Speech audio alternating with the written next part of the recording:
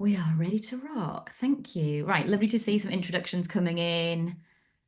Hannah, Haley, Kirsten from Spoons, lots of familiar faces. Good to see you all and thank you for being here. So I'm going to do a little intro and then I'm going to hand over to the lovely Katy. Give us a wave, Katy, so everyone Hi, knows where you everyone. are. And I'm just going to keep an eye on my inbox in case anybody else is finding themselves in need of a passcode. So, hi everyone. I'm Vic. I think I've met quite a few of you, but hello to those of you that I haven't met before. I'm just going to do a little intro for you on a bit of background about Fair Collective. Katy, can you? Thank you. So, I founded Fair Collective about 9 years ago, specifically to support small charities. So, I was working as a small charity leader at the time, and I was finding that it was difficult for me to find affordable and appropriate consultancy and freelance support. I found that I was spending 45 minutes on an exploration call with someone who sounded great, and then I'd get their quote, and it was £750 a day. And I thought, well, there's no way I can afford that because that's what I'm earning a month. So I created Fair Collective to create a more kind of transparent and accessible way of accessing expert consultancy and freelance support as small charities. Today, we work with all kinds of different organisations, not just small charities, and we do day rates by income level. And since the beginning, we've donated 50% of our profits to super small charities through pro bono work. And me and Casey have been doing some calculating of this year's pro bono spend, and I think it's more like 100% of the profits actually, but I'll be able to confirm that very soon. But basically, any extra that we've got goes into our pro bono work. We're a not-for-profit company limited by guarantee. And our kind of social mission is to make expert advice accessible to all organizations, no matter how much money they've got or how big they are. We've got over 100 associates now. So it started off as just me. We've now got over 100 associates covering everything from fundraising to strategy, website development to HR, program design to monitoring and evaluation to everything else in between. The only thing that we don't support with is legal advice, and we refer out to our colleagues over at Lawworks. If you haven't come across them yet, Lawworks are a small charity themselves who provide pro bono legal support to small UK-based charities. We're a diverse group of people. We really value inclusivity and well-being. And we are a small team. There is myself, Casey, give us a wave, Casey, who is our ops manager, and our client director, Lucy, and we all work part-time on Fair Collective. And we do these free webinars throughout the year just as an opportunity for us to tell you all a bit about Fair Collective and to offer something free and offer something valuable to the small charity sector. Next slide, please, Katy. These are some of our lovely clients. Like I said, we work with mostly small charities still, but we have worked with organisations of all different shapes and sizes, from massive international NGOs to your local food bank. So we're really, really, really lucky to work with some really fantastic organisations. I think that's my last one, Katy. Just go to the next one and see. I think the next one's all about you. Brilliant. Okay. Thank you so much, everyone, for being here. I'm going to hand over to Katy now to introduce herself because she'll do a much better job than I will, I'm sure. Thanks for taking time out of your day to be here. And thanks very much, Katy, for being here as well. And I'll hand over to you. Thank you very much, Vic. Hello, everyone. So lovely to see so many of you today. I hope the sun is shining where you are. It is just about here in the West Midlands, although I'm not convinced it's going to stay around for long. But yeah, really excited to be leading this session today. I'm going to start just, as ever, a little bit about myself. As Vic said, I am one of the associates of the Fair Collective and have been for the last year or so. But my background is very much kind of rooted in the charity sector. I started out as a youth worker 20 years ago. And have moved around in various youth organisations and other charities. And I'm also a charity trustee and have been for, I think, on and off around 10 years. So at the moment, I'm a trustee for two organisations, including a large heritage organisation here in the West Midlands. where I am a trustee, director of the trading company and chair of their finance committee. So for those of you who are joining us who are trustees, I am also very much firmly in your shoes as well as being on the other side of it. So for the last 7 years or so, I've been a consultant, and I would say I'm a fairly solid all-rounder. So I'm working with organisations across the whole spectrum of everything from kind of strategy, fundraising, but over recent years have focused much more on governance. And I'm going to kind of preface that with the fact that I wouldn't consider myself a governance expert, but I am really passionate about governance, particularly for smaller organisations or startup charities who perhaps don't understand necessarily what they need to do to work towards best practice governance. So I'm really passionate about kind of problem solving when it comes to governance, as well as working with a whole range of charities to set up as charities and achieve that registration. But also wanted to just share that I'm a charity founder myself. So I set up a charity a couple of years ago that provides grants to organisations in the community using music to help people. I recruited my own kind of first trustees for that charity, and now I'm founder, so very much operational, but support my board and have supported them to recruit further trustees over the last 18 months or so. So in terms of what we're going to be doing today and why we're all here, hopefully you know what you've signed up for. But the kind of 3 key things that we're going to cover today is thinking about preparing for recruitment of trustees and board members, exploring a little bit more around good practice onboarding and induction, which I think potentially in terms of the charity sector is an area that can be overlooked in terms of bringing on new trustees. And then more about how you keep hold of those really great trustees you have and work towards having a really high performing board. I think before we get into that, though, what would be really helpful in the chat is if you could just let me know whether you are joining today as a trustee yourself, so you're interested from a trustee perspective, or whether you're perhaps in that kind of senior role as an organisation, so supporting your board, or anything else, any other reason why you're here. So I'll just give you a few seconds to do that.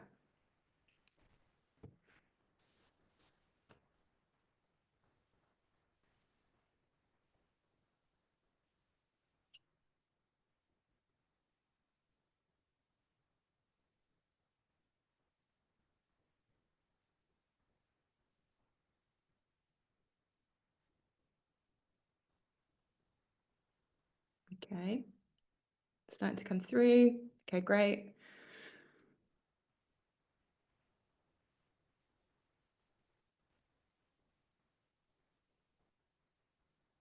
Lovely. So we've got a number of CEOs, exec director, founders. Okay, so lots of people supporting boards at the moment or working with boards.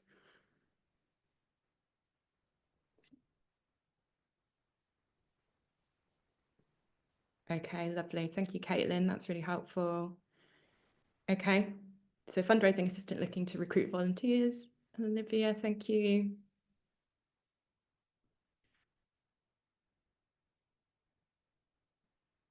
Okay, brilliant. So I'm sure there'll be a few more that come through. Okay, brilliant. Thanks, Lena. That's really interesting in terms of fully supporting them in their new role, and we'll absolutely cover that in a moment.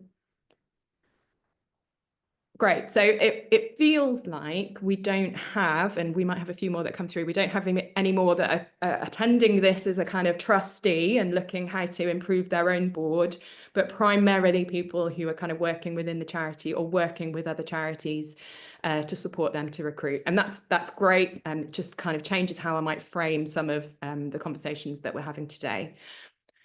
And just before we get into a little bit about recruitment, I think what I wanted to say is that some of the things that we cover today, you hopefully are already doing. And lots of my approach, certainly in terms of my relationship with the FAIR Collective, is how I support smaller and younger charities to improve, kind of lots of areas across their organisation. So there may be things that you're already doing, but I'm hoping that there will be at least some kind of tips and approaches that you haven't tried, and that help you move towards kind of having really good practices around recruitment, induction, and retention of your trustees. So just in terms of the context, what are we dealing with here in the charity sector? So registered with the Charity Commission last year, there's almost 1 million trustee positions. So there are a huge number of people giving up their time to support the governance of charities. But there's, you've probably seen this statistic knocking around. Lots of people are talking about it. So this 2017 statistic around the diversity of our charity boards. So, in 2017, 2/3 were male. And if I'm looking to my left, apologies, that's because my screen and slides are over there. 92% were white, and many of those were older and educated to an above average level. Now, I acknowledge 2017 was kind of 8 years ago. So I'm hoping that things will have improved, and there are some great organisations that are working towards improving that across the sector, and lots of charities are motivated themselves to change that diversity in their own organisations. But I think it's a useful benchmark to start with. And I will reference that kind of 2017 report by the civil society a number of times, just because I think, well, one, there hasn't been kind of a refreshed report since, but two, I think it's really helpful just to think back to where we were really not that long ago. So in terms of the kind of the challenge around recruitment for the charity sector in the UK, a 2024 survey, so only last year, found that 79% of charities have at least one vacancy, and 62% have 2 or more vacancies. And many of those, so around 35%, have had those vacancies unfilled for over a year. So clearly, there are charities that are struggling, and it won't be surprising that the vast majority that are struggling are those micro or small organisations who perhaps don't have the same reach that larger charities have. They don't have the same brand reputation, or even the kind of kudos or perceived kudos around being associated with a national charity. But then, equally, the same 2017 survey told us that 71% of charities are recruiting trustees through a kind of informal process. So they're not going out and doing that kind of formal recruitment practice. So I'm hoping that we can cover off what that looks like today, and give you some approaches and strategies to kind of implementing more formal recruitment strategies for your trustees. Ooh, sorry. So where do we start? How do you prepare for recruitment? So you know that you've got some vacancies, but perhaps you've not done this before, or perhaps when you have gone out to recruit in the past, it's not been overly successful. So the first place to start, and this sounds really obvious, but I only say this because lots of charities and lots of boards, and primarily you need your board really closely involved with this, any recruitment that you're going out to do. First thing you need to do is check your governing document. And the reason why is because clearly there will be, kind of minimum numbers of trustees that you're allowed, and certainly upper limits for many charitable organisations as well. But also, thinking about how you appoint trustees. And this is really relevant for those organisations who perhaps have an association model. So you have a membership as part of your charity. And in those circumstances, you might be required to appoint trustees with the support of your members, or identifying trustees from certain stakeholder or membership representation. So it's always absolutely worth just checking your governing document again, and also just checking kind of how long trustees can stay in office, what their terms are, what the maximum number of terms that they can hold. And then we're going to talk about this in more detail in a moment, but it is useful to really start with a kind of skills audit or a skills mapping exercise to understand, exactly what skills, knowledge, or experience you need. Are you missing representation from particular interest groups that you perhaps work with? And certainly starting to think about diversity. So skills mapping itself, or skills audits, lots of people call it different things.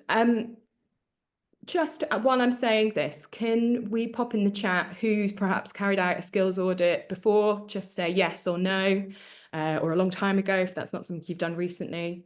Okay, lovely. Thank you, Lauren. These don't need to be onerous. It can feel like something that could be quite a big task to undertake. And, I'd say everything today with the full recognition that lots of charities are struggling, or most charities are struggling in terms of capacity and resources, but it doesn't need to be too onerous. There are some really fantastic templates, downloadable examples out there online that you can use as a basis to start building a survey or a questionnaire or a kind of skills audit document. One I particularly like, Reach Volunteering, have an example. They've got a section on their website, a campaign they ran called the Trustee Recruitment Cycle. There's a downloadable version there. Use your skills audit to not only understand, kind of what skills you have and what might be missing. So that would include those kind of more statutory responsibilities that you require as a charity. So, experience of governance, experience in finance, legal, and perhaps some more of those kind of core running operations like HR, marketing, fundraising, and then those specific skills that you might need relevant to your own sector, to your own cause, your mission, but also use it as an opportunity to capture diversity insight as well. There's no point going out and repeating that if you can capture that within your skills audit or skills survey.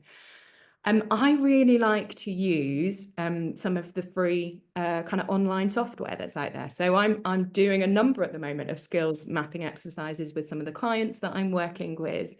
And we develop, a kind of range of questions that start to identify the skills that organization needs now and in the future, using some of those templates that are out there and then translating that over to something like Google Forms or, whatever your preferred might be. I personally really like Typeform. And the reason why, using this software is not only does it reduce the need for you to have, 7 or 8 paper forms emailed to you, but it helps you with the analysis. So lots of those software have that function where it can actually kind of do that skills analysis for you at the end. And you can use that as a tool for discussions with your board and to shape future recruitment. But I would say that, surveys are great. Doing that kind of more paper exercise is really fantastic, but lots of it is quite subjective and based on individuals' own, kind of views of their confidence in certain areas or their skill sets and experience in certain areas. And actually, I think it can be really helpful to support that kind of more practical task of completing a survey with either a group discussion as a board or perhaps even one-to-ones with some of those trustees.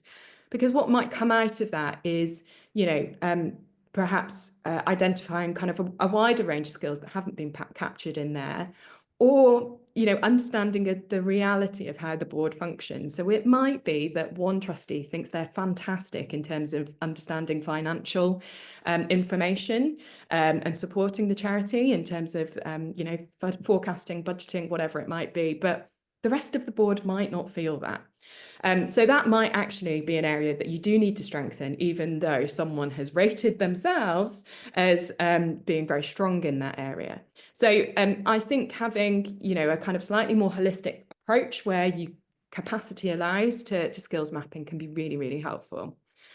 And it's, skills mapping, people tend to do it, it might be at strategy development time. It could be only when you're thinking about going out to recruit. But I do think it's really important that skills mapping or skills audits is something that you repeat perhaps annually or certainly on a periodic kind of basis.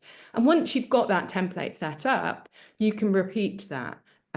So, it needs to almost be quite a live process, because whilst 1 year you feel like you've got the skills you need and the experience you need, yourselves that the context that you're operating in changes very, very quickly. And always think about the future. What you need right now as a charity, absolutely, you need the skills and experience on your board to be able to, deliver your impact, see through your kind of strategic plan, make a difference, but also think about where you might be in 3, 5, 10 years' time. And have you got the skills and experience on your board to be able to support the aspirations or the challenges that you might face in the future? So be quite strategic in terms of what you're asking for in terms of any skills mapping exercises that you do. So yeah, just wanted to check I've not skipped a slide there. Trustee diversity. So we mentioned it in terms of, through your skills mapping, it's a great opportunity to try and capture some of that data. Now, I'm not a diversity inclusion expert. There are some fantastic individuals and organisations out there working in this field to really improve the diversity of the charity sector. But I thought, and Vic and Casey also, we felt we would be amiss if we weren't to just cover this in this particular session today. So why is having a diverse board important? And first and foremost, if we're looking at this stat back from 2017, where 92% were white, older, educated to a certain level, that's very much going to foster a kind of group think environment on your board. So, what you absolutely want to be doing is bringing in new experiences, perspectives, lived experience, and really starting to have more dynamic conversations and thinking about the current operations and the future of your strategy in different ways. It's also really important to stay relevant to your mission and your beneficiaries. If you're working largely in perhaps a disadvantaged community or a lower socioeconomic community, but your board doesn't reflect the kind of communities that you're working in, then it's going to be really hard to be authentic in terms of how you frame the decisions that your board is making and how it's supporting the organisation. And I kind of don't want to say this, but I think it's important to acknowledge is that there is an expectations more and more from funders for you to have a diverse board. This shouldn't be your key motivator for doing this, but you will be finding, I'm sure many of you that are applying to some of those large trusts and foundations out there, that they're asking about the diversity and the representation on your board. So it's something that you really need to be working towards, not only because it's the right thing to do to have a good culture, good dynamic, representative board, but also because it's something that's being expected of charities across the sector. Now, thinking about, kind of how you, perhaps as a CEO or someone is involved in the recruitment of trustees, approaches diversity for your organisation, I completely acknowledge, as do lots of people, that this looks and feels very different for different organisations. Your context is going to be very different from the charity up the road or the charity doing a similar thing in a different city. So it's really about asking yourself, what does diversity mean to your organisation? And for an example, I'm working with a client at the moment who the community they support, and they're very much place-based, local charity, is 98% white. Now, they're really passionate and really motivated to diversify their board, but diversifying their board for them, they're probably going to struggle to diversify it in terms of ethnicity. And the beneficiaries that they work with also, reflect the kind of wider demographics of the local community. But what they have acknowledged is that they don't have younger people on the board, and they don't have representation from perhaps different socioeconomic backgrounds. They don't have disability reflected on their board.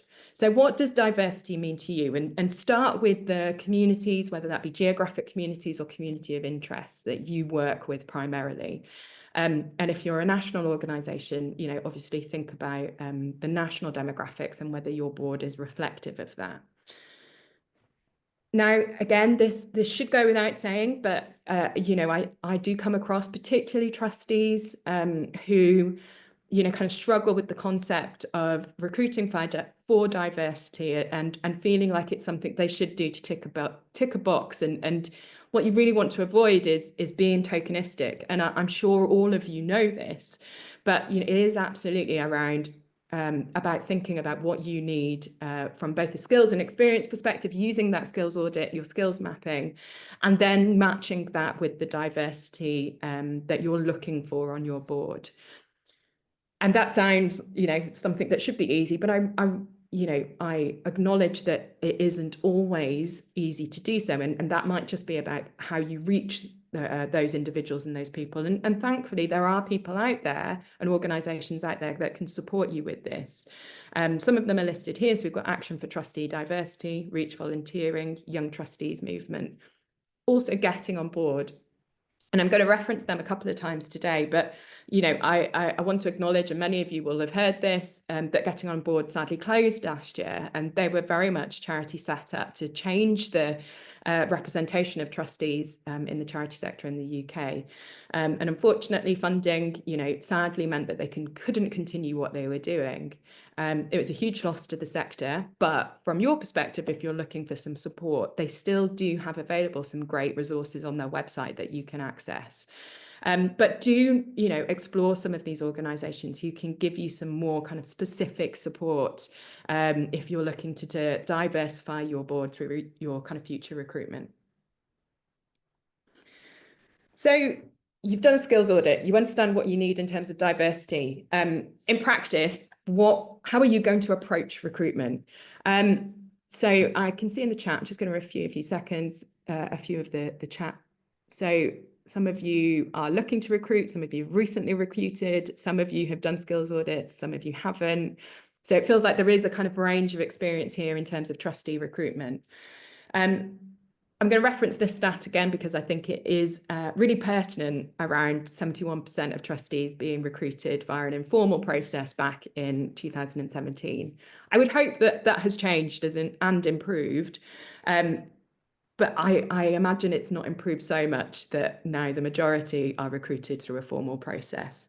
I think historically, lots of charities have looked quite closely towards their own networks, their own professional and personal networks to bring in new trustees. And we really should be approaching trustee recruitment just like we do in terms of personnel recruitment. So that means doing things like, absolutely developing role descriptions and a recruitment pack when you want to go out to recruit new trustees. Again, there's some really good examples online of template role descriptions that you can use for trustees that, as a minimum, outline those kind of expected responsibilities and expectations of a trustee in the UK charity sector. You can then supplement that with the specific skills that you're looking for. But in terms of, having a recruitment pack that you might want to share online, talk about where you are at the moment as a charity, provide a bit of insight in terms of the context and legacy of where you've come from, talk about your future strategy, and perhaps have a forward from your chair or one of your trustees that talks about, kind of why they're motivated to recruit new trustees and what they're looking for. Think about inclusivity and diversity. So, where possible, try and think about inclusive recruitment practices. So, I find it really helpful, and I've supported a lot of boards with recruitment, where you might ask for a CV and cover letter, for example, offer the option of supplying a CV and perhaps a video for those people who struggle perhaps for one reason or another to articulate perhaps why they're interested in a role on paper. You could also think about blind recruitment. So if you're, and I saw that there was, some kind of people responsible for governance admin on the webinar. If you're that person that is receiving, potential applicants for trustee roles, as a charity, it's unlikely you're going to have access to fancy HR software that will do the kind of blind recruitment stuff for you, but you could just redact names, addresses, and certain information before presenting that to your nominated trustees who might be responsible for shortlisting. So there are some easy things that you can do that might just help and encourage, inclusive recruitment practices. Another thing that I think is incredibly useful, there's a question here from Maria, sorry, would you know this as in? Maria, do you want to just expand on that? Yeah, so I'm just aware, obviously, really support doing it properly, but we're acknowledging, aren't we, that often it's not being done previously. So if yes, I suppose it's just a point about fairness. As I said earlier on, I've got both hats on. I'm a trustee, which we're kind of doing some of this work, but also a director. And in Yeah. both kind of places, it's not been done properly previously, Yeah. trustee recruitment, and support doing it properly now, but there'll be kind of two approaches. So it's just like acknowledging that, I suppose, really. Yeah, no, I think that's fair. And kind of later in the webinar, I think we're going to talk a bit more about succession planning. Okay. And it's kind of linked to that in that, yes, you will have absolutely a kind of an existing board that's perhaps for being recruited in one way. Mm. But, potentially through the process of a succession plan or thinking about succession plan, you can start working towards a board that has been recruited, in a consistent manner. But yes, there's nothing you can do. Mm. In relation to how trustees have been previously recruited. But Mm. when we start talking about induction and learning and development, there could be opportunities to level the field a little bit and bring everybody up to a certain level in terms of what they understand about their roles and responsibilities and the training and support that they've had. So, there are ways to level it out. However, I do acknowledge that, yes, you can't do anything about what's been done before. No, no. Okay, thank you. No problem, Maria. So yeah, one thing that I really like to do when I'm working with clients is to encourage them to offer, kind of informal conversations with an existing trustee or chair as part of that recruitment process. I think that can just be a really helpful way for potential trustees to understand where the organisation is at and what's involved. But also around that kind of diversity and inclusion, kind of angle. Giving people who perhaps are unsure about applying or don't feel like they perhaps are the right fit or have the right experience to have that informal opportunity to discuss that. And in terms of recruitment and advertising and where you find trustees, I think this is one of the biggest challenges that a lot of charities find. I don't think there's any problem with using your existing networks. LinkedIn is hugely valuable in particular because it doesn't just restrict you to your own network. If you can get people to share it more broadly, then you are accessing new networks and new people perhaps that you wouldn't reach otherwise. But there are some great independent recruitment platforms out there that you can advertise your kind of trustee vacancies via. So Reach Volunteering, Trustees Unlimited, charity jobs. Some of these are free. Some of them, there's a small cost to them, but it's relatively accessible. And don't forget your local voluntary sector councils. They're a great source for recruitment, whether it be that broader volunteers or for trustees. So you've advertised, you've got your, kind of role descriptions developed.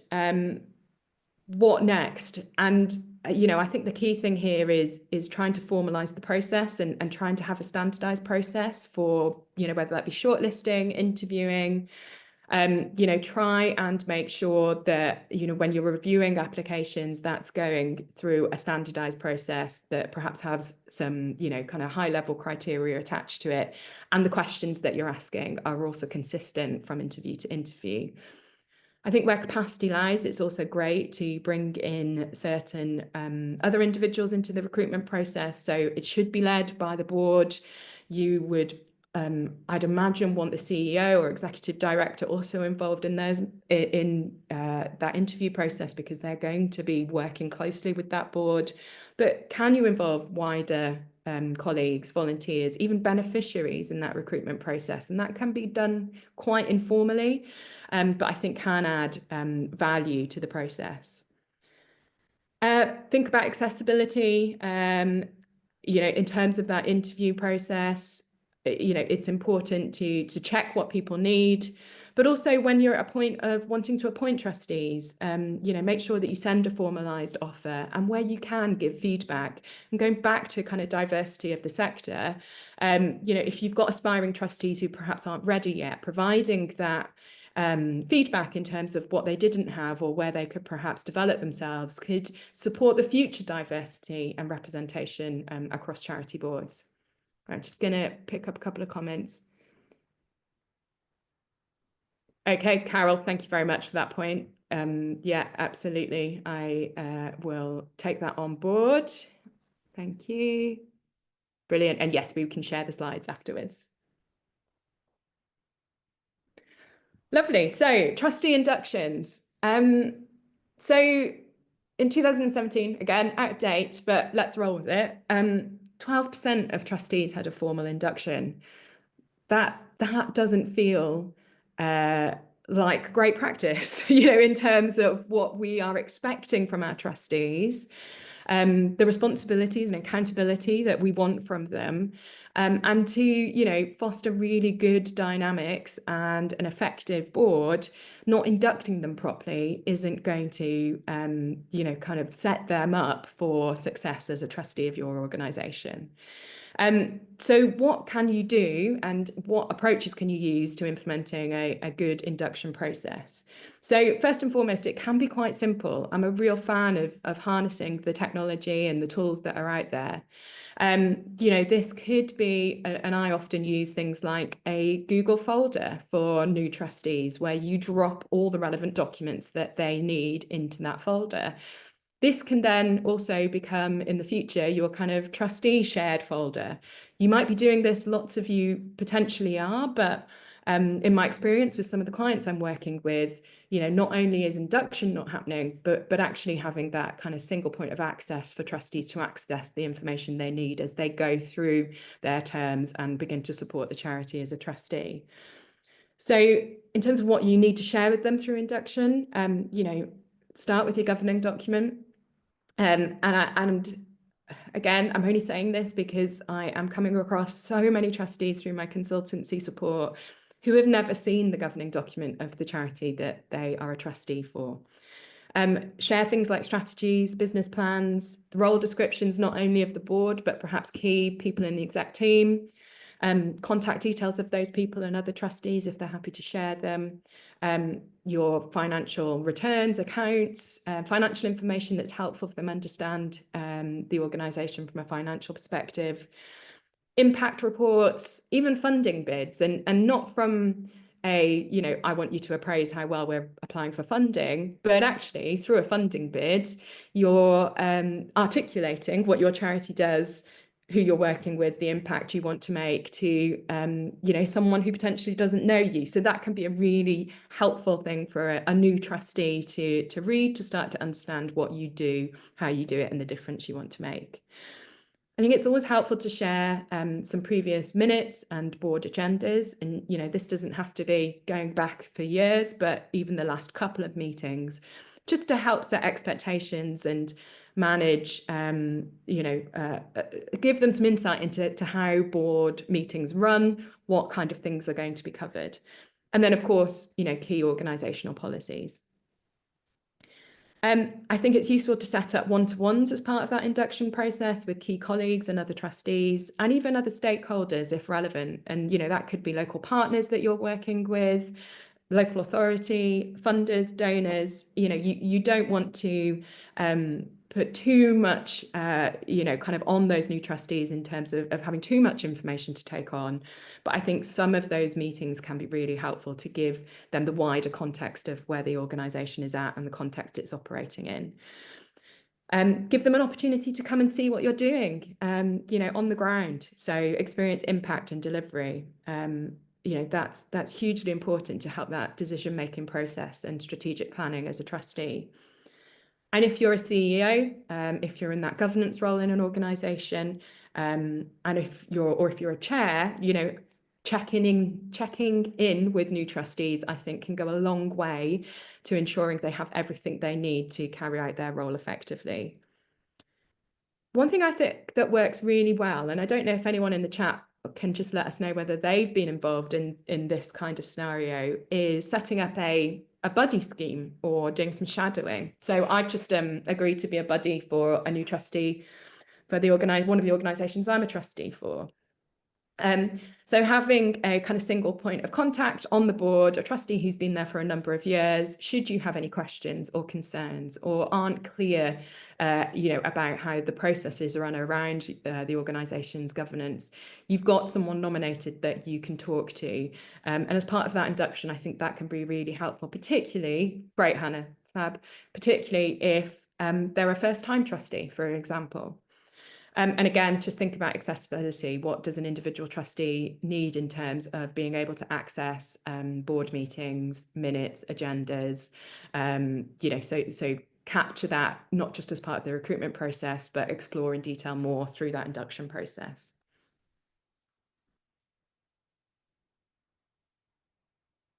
So someone there has just said, we've previously used a board's buddy system and it worked really well to give that new trustee a point of contact for any support and views from other trustee perspectives. Yeah, fab. No, I completely agree. I think it's hugely helpful, and personally really looking forward to being a buddy to a new trustee over the coming months as well.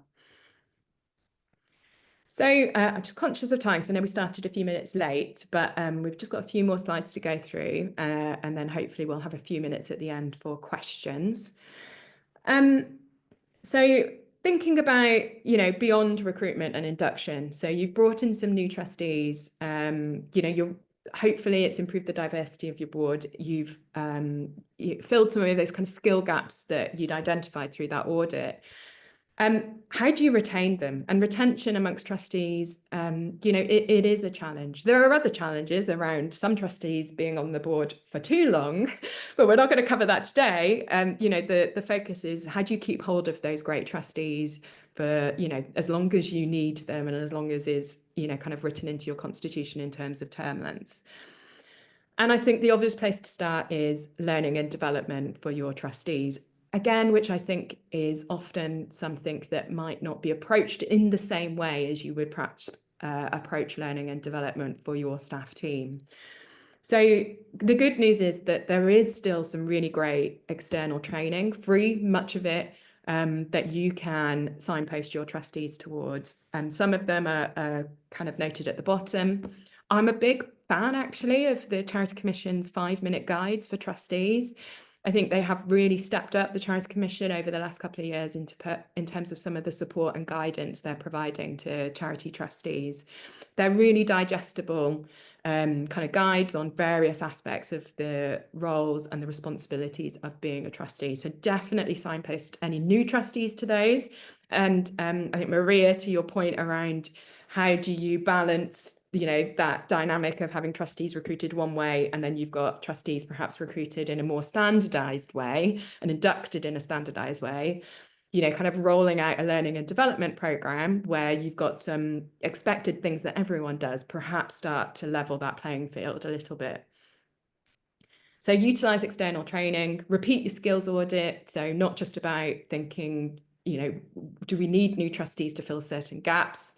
Are there things that we can do with existing trustees to fill some of those gaps in terms of learning and development?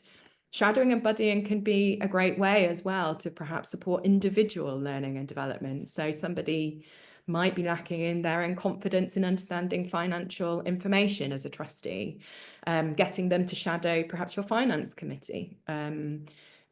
Could be a good way to give them more insight and confidence in what they're expected to make decisions on as a trustee of your charity. Try and develop just a really high-level annual plan around training and development for your board. And this could just include some of those things that you really need them to do every year. It could be refreshing safeguarding training, for example. But it could also be linked to that point underneath. So what internal learning and developing could you implement? So this could be things like before each board meeting, having a half-an-hour session on one specific operational area of the charity. So it could be, could you do a session on a particular program you've just launched so trustees all understand, kind of what that program is, the difference it's going to be making and how it's funded. Could it be actually just your fundraising team coming in and doing half an hour on what fundraising actually means in reality from a day-to-day, fundraiser's perspective, or marketing, or, whatever it might be.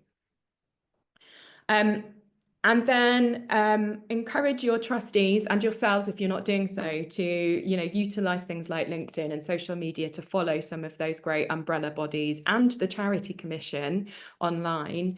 The Charity Commission in particular do often publish new guidance for trustees, new policy updates, and actually I do find it a really useful source of information. So encourage your trustees in terms of their own self-directed learning to follow some of these umbrella organisations in the Charity Commission.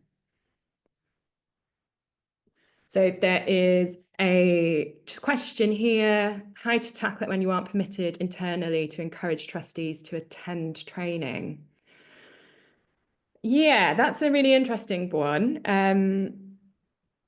I think without knowing the reason why that perhaps isn't being encouraged and why they're prevented from tackling training, it's that's hard to answer.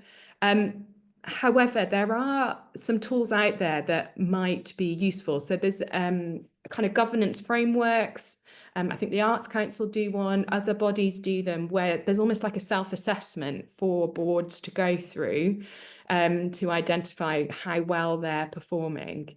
And that will include things like learning and development. So that might be a useful tool to take to whoever it is that's putting that kind of barrier in front of you, to say that, look, this is something that is expected from trustees.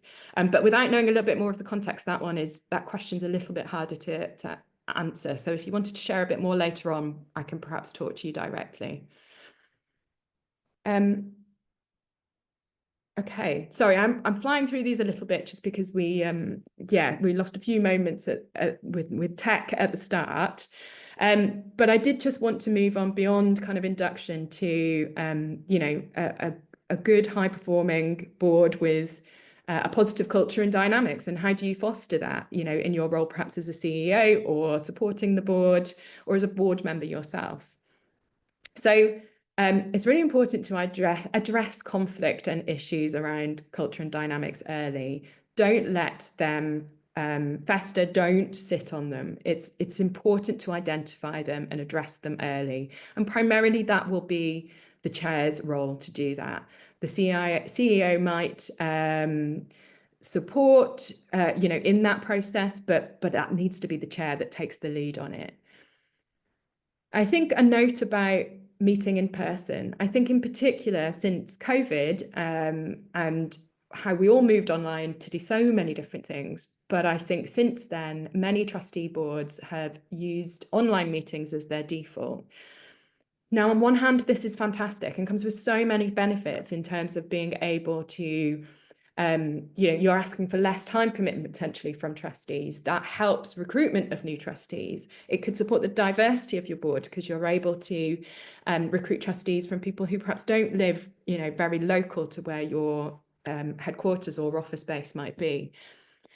However, I think what it does is it removes those opportunities for trustees to come together and build rapport and learn more about each other and communicate in person. So try and have those opportunities to come together, because as we all know, it's often those conversations that you have before sessions, before after sessions, when you're eating lunch, that actually you get to know your fellow trustees and people that you're working with and making really important decisions with on a charity board. If you're having problems with your culture, if there are poor dynamics on your board, I think go back to that point around diversity. Is this because you've got too many people with very similar perspectives? It might not be groupthink, but actually what you're not having is people on the board challenging views and perspectives and coming from a different angle. So think about diversity and could that change poor dynamics and culture? And try and think about having annual opportunities for the board to come away and talk about things other than the business as usual. So this could be the opportunity to reflect on your own performance. It could be strategic planning. It could just be team building. And I know that, resources, capacity are always a challenge in charities, but, doing something even quite light touch, having an in-person day where you're giving the board more time to think a bit strategically and have some of those conversations can go a long way to fostering good dynamics on a board. I would say that if you are a chair on this call or you're working with your chair, make sure that you are giving your trustees that opportunity to have a bit of one-to-one time with you as a chair.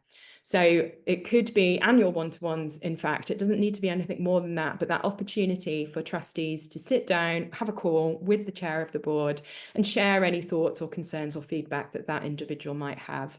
It might be that they're not comfortable sharing that in a group setting, but actually on a one-to-one basis, you know, that those kinds of issues can be discussed and talked about and action can be planned. So I know we have a couple of trustees, but also people that are acting in senior roles in charities. Working with your senior team, these points were very much more angled towards the trustees who might have joined the webinar. So I'll go through them really quickly in case it's something that you want to share with your board. But I also, you know, work with lots of charities, perhaps where the board isn't functioning very well because there is a poor dynamic between a senior team and a board, or a senior team and a particular member of the board. So this is very much kind of what I share with boards who would like to improve that or want to maintain really good working relationships with their senior team. So make sure you're providing not just support and praise, but constructive challenge to senior team. Share your own insight that's useful. Be generous with your networks. Introductions are so important.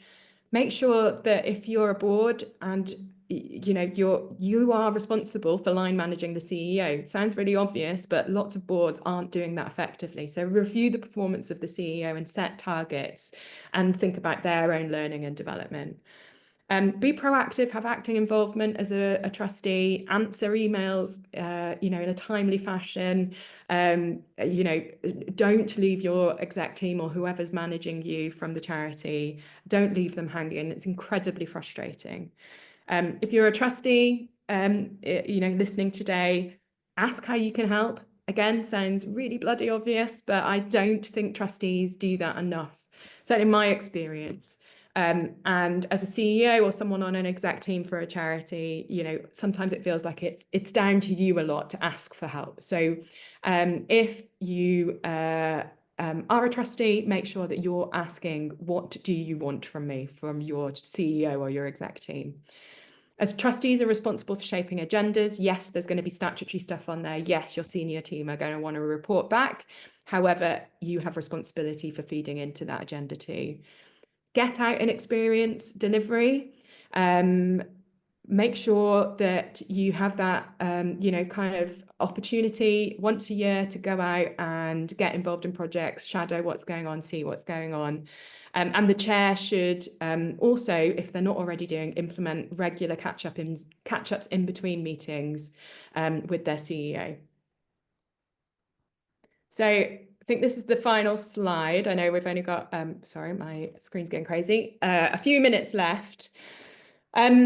Just in terms of how, as a trustee board, or what you can do to share with your trustee board in terms of reflecting on your own effectiveness as a board.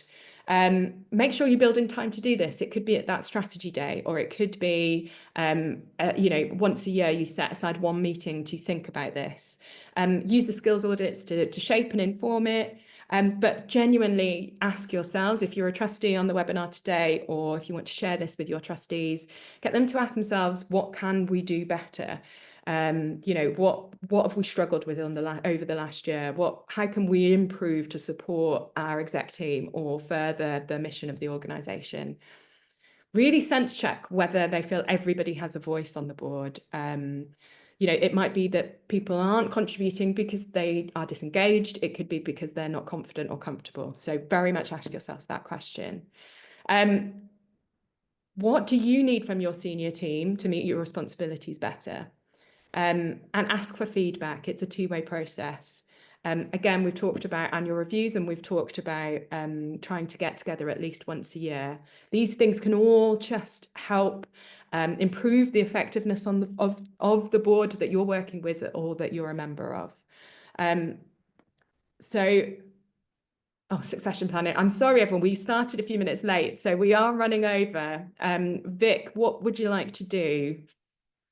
I think we can keep going as long as you're happy to, Katy. Like I'm I say, we happy. started a bit later. If people need to go, that's completely understandable. But if you're also happy to stay for an extra couple of minutes, everyone, you're very welcome to do that so we can get to the end of Katy's slides. Thank you.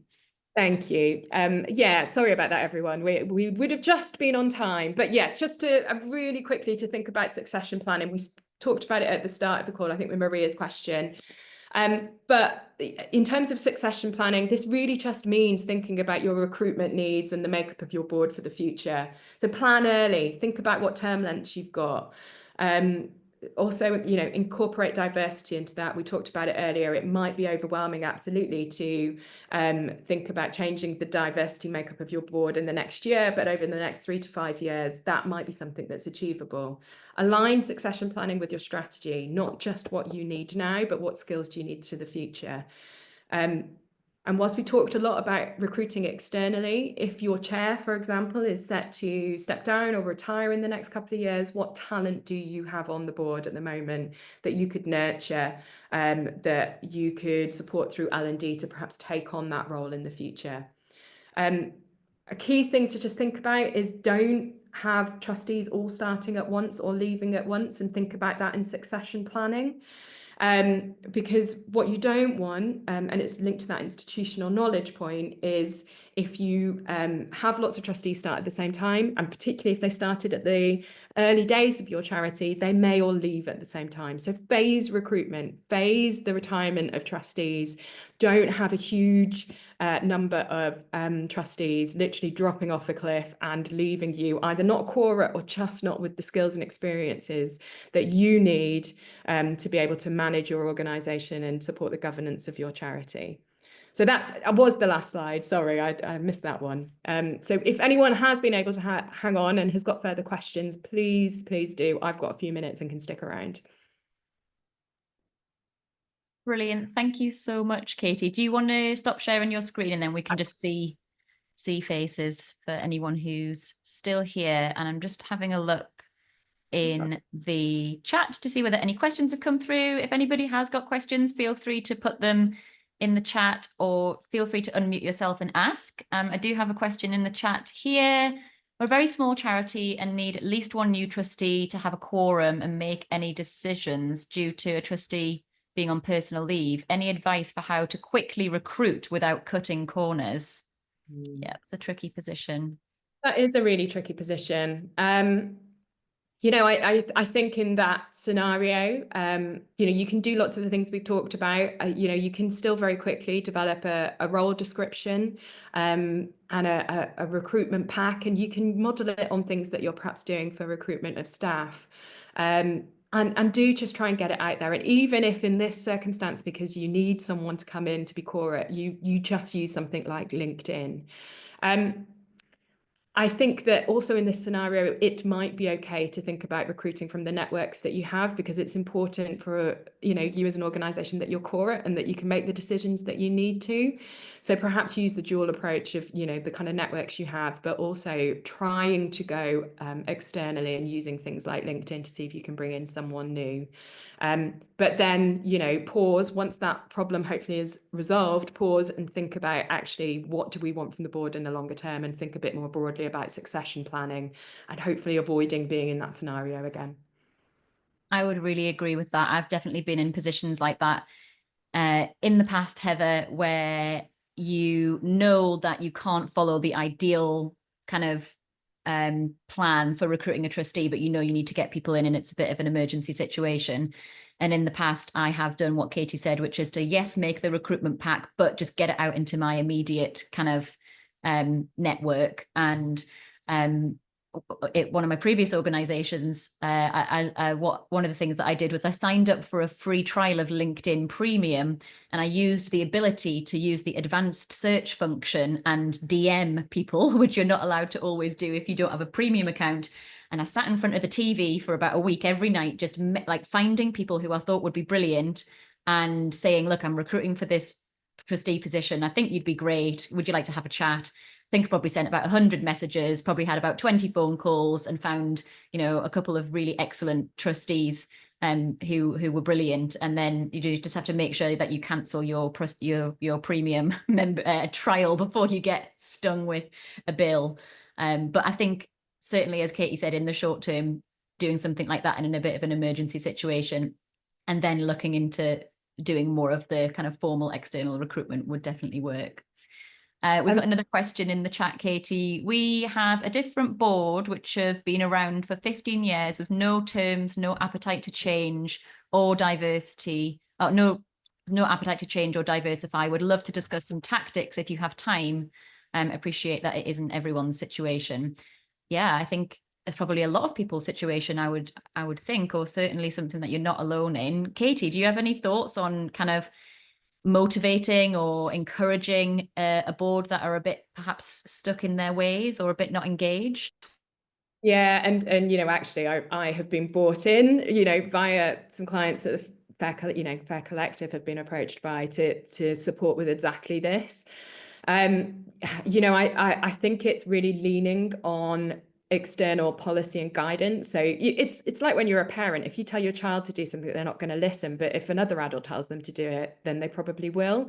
So, it's not necessarily about appointing an external consultant, but actually leveraging, some of the guidance and the good practice that is out there. And, for example, charities shouldn't have trustees, or the good practice guidance is that trustees shouldn't serve any longer than 9 years. And if they do, they need to justify that in, the annual report. So presenting evidence that is out there that perhaps the practices that they're following, don't reflect the charity in the greatest light, or the organization in the greatest light, could be a good starting point. But I think then if you struggle with that, bringing in some external expertise to do a governance appraisal, a kind of governance health check, I think could be really helpful. So they're hearing it from someone that isn't you or the CEO or whoever it might be, that, clearly it's been falling on deaf ears for a little while. Yeah, I think something else that has worked for in situations where I've been where that's kind of happening is to try and have one-to-one conversations with people.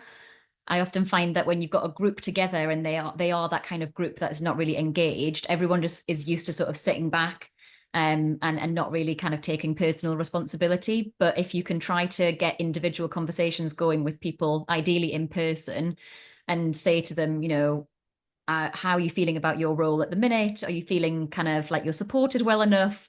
If you feel up to it, saying to them, I am struggling a little bit with some lack of engagement from the board in general. Why do you think that might be?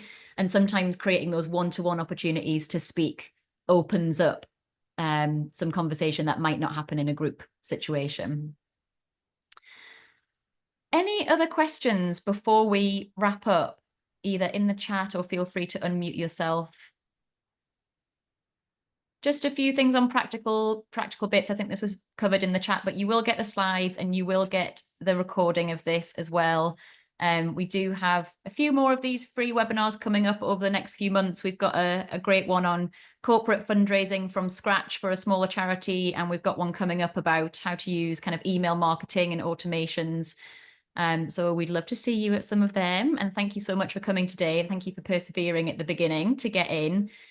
Katie, massive thank you for your time. Oh, I've got an injured hand at the minute, and that's my alarm telling me to go and do my physio exercises. So that's good timing. But thank you so much, everyone, for coming today. Do keep in touch. I do actually have a LinkedIn post at the minute, where I'm doing a bit of matchmaking, trustee matchmaking. So if you find me on LinkedIn and scroll through my most recent posts, you'll find lots of people who are looking for new trustee roles. So do find me. I think I am the only Vic Hancock Fell on LinkedIn. But I'd be very happy to support with a bit of matchmaking. All right. Thank you very much, everyone. Big thank you, Katie. Thank you. Bye.